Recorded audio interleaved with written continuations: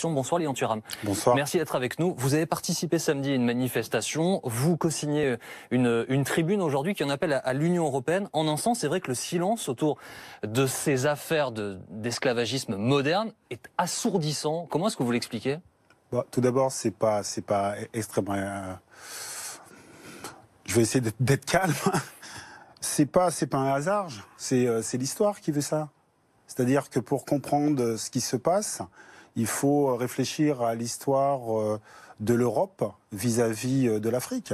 Moi-même, je suis antillais, je connais très bien cette histoire-là. Et donc, pour certaines personnes qui n'ont pas conscience de l'histoire, ce qui se passe, c'est assez facile à comprendre. C'est-à-dire, c'est un rapport de domination totale. C'est-à-dire, il faut se poser la question, pourquoi il y a des migrants ? Pourquoi ce sont des personnes d'Afrique subsaharienne qui sont migrants ? Ça explique le rapport qu'il y a entre l'Europe et l'Afrique, notamment sur le point économique. Je dirais que nous ne sommes pas naïfs, nous savons très bien que de tout temps, l'Afrique a été centrale pour l'économie du monde. C'est encore le cas aujourd'hui, notamment les matières premières. Le rapport de domination qui a été le nôtre en tant que la France sur les pays francophones, ça existe encore aujourd'hui. Et je trouve que c'est extrêmement naïf de ne pas comprendre en fait ces rapports de domination. Est-ce que vous pensez que les autorités européennes, la France en particulier, a conscience que ces choses-là ont lieu en Libye, que ces passeurs utilisent la détresse de ces gens ? Écoutez, qui finance la Libye pour empêcher ces personnes d'arriver en Europe ? Qui les finance ? Notre pays ? D'autres pays européens. Donc vous pensez bien qu'ils savent exactement ce qui se passe. Ce qui est arrivé là, c'est quelqu'un a filmé. Nous savons déjà, pour les personnes qui s'intéressent, que depuis des mois, il y a des ONG qui dénoncent ce fait-là. Ce qui intéresse l'Europe, c'est que ces personnes n'arrivent pas en Europe. Et moi, ce qui m'intéresse, c'est que l'on comprenne qu'effectivement, c'est pas anodin. C'est une volonté politique, d'accord ? Une minorité de politiques, une minorité de personnes qui se font des fortunes dans l'exploitation des continents africains, comme des personnes ont fait de l'argent pendant l'esclavage, comme des personnes ont fait de l'argent pendant les colonisations. Et effectivement, très souvent, je pense qu'on a tort à, par exemple, parler de l'esclavage en pensant que la France a été esclavagiste. Non, ce sont une minorité de personnes attirées par des gains qui sont prêts à ne plus respecter l'humain. Et vous savez, lorsque on voit ces images-là, mais ces personnes interpellent notre humanité. Notre humanité. N'oubliez pas que nous sommes dans un pays où, si vous aidez des migrants, vous pouvez aller en prison. C'est ça la réalité. Alors, la réalité aussi, pour rappeler les choses de façon extrêmement concrète, c'est qu'en 2013, il y a eu un amendement qui a créé un crime d'esclavage et de servitude, 15 ans de réclusion, hein, c'est ce qui punit cette forme d'esclavage moderne, pour répondre donc à une situation qui est très concrète, façon de dire que les politiques savent que ces choses-là ont cours. Il y a plusieurs de millions de personnes qui aujourd'hui sont victimes d'esclavage sur la planète. Mais bien sûr qu'ils le savent. Mais vous savez, je pense que parfois nous sommes aussi chacun de nous dans une certaine hypocrisie.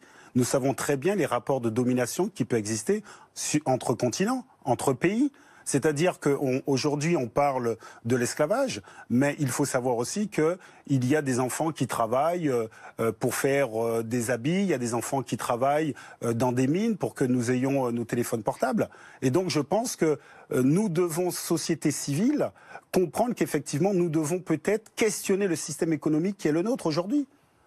C'est le système économique qui est responsable, selon vous, de cette situation. Quelle doit être la réaction de l'Union européenne, puisque la tribune que vous signez aujourd'hui, on appelle très clairement, de façon solennelle, pour reprendre les mots de Dominique Sopo à l'Union européenne. Que demandez-vous concrètement à l'Union européenne ? Tout d'abord, peut-être avoir le courage de comprendre que le monde ne leur appartient pas. Parce que c'est ça, en fait, que les hommes ne leur appartiennent pas. Et c'est-à-dire qu'à un moment donné, effectivement, nous devons réfléchir au partage des richesses qu'il y a sur cette planète. Comment l'Union européenne peut se réunir et décider de payer un pays chaotique et se poser la question pourquoi ce pays est chaotique quand même. Il faut se rappeler qu'est-ce qui s'est passé en Libye et la responsabilité qui est de notre pays. La mort de Muammar Kadhafi. Exactement, oui. Et donc, effectivement, si vous prenez cette direction-là, vous savez très bien comment ça va se terminer. Parce qu'encore une fois, il y a des camps de rétention. Dernièrement, j'ai été à Perpignan visiter un camp de rétention où est-ce qu'on mettait les Juifs, on avait mis les Espagnols, on avait mis les tirailleurs. Mais effectivement, l'Europe, aujourd'hui, délocalise ces camps-là. Et donc, nous devons, nous, société civile, à un moment donné, se regarder en face et questionner nos politiques pour changer. Mais vous savez bien que une partie de cette société civile, justement, met la pression sur le politique. Et que c'est une question qui est souvent éminemment politique. On en parlait avec Ulysse Gossier il y a quelques instants. Angela Merkel paie sa politique d'immigration aujourd'hui. Mais effectivement, peut-être qu'il faut revenir à une humanité, peut-être. Parce que je crois qu'on se perd. C'est-à-dire que la direction qu'est en train de prendre notre civilisation, dite occidentale, c'est une direction qui n'a pas de sens, où on a perdu l'âme. C'est-à-dire que, effectivement, notre humanité est questionnée. C'est-à-dire qu'effectivement, est-ce qu'il est juste de ne pas accueillir ces personnes? Est-ce qu'il est juste de ne pas mettre en place des politiques internationales où chacun aura la possibilité de rester chez soi? Vous pensez bien que ces personnes, dans l'absolu, voudraient rester chez eux, développer leur pays, mais la réalité est qu'il y a des rapports de domination et je crois qu'il faut les questionner. Et encore une fois, ce ne sont que des décisions politiques et économiques qui vont dans le sens d'une minorité de gens. Parce que je pense que la grande majorité des personnes en France sont pour une humanité partagée où les gens vivent bien. Je ne pense pas que la grande majorité des gens sont d'accord avec ce qui se passe aujourd'hui en Libye. Merci beaucoup, merci Lyon Thuram d'avoir été avec nous ce soir Merci dans Grand Angle sur BFM TV.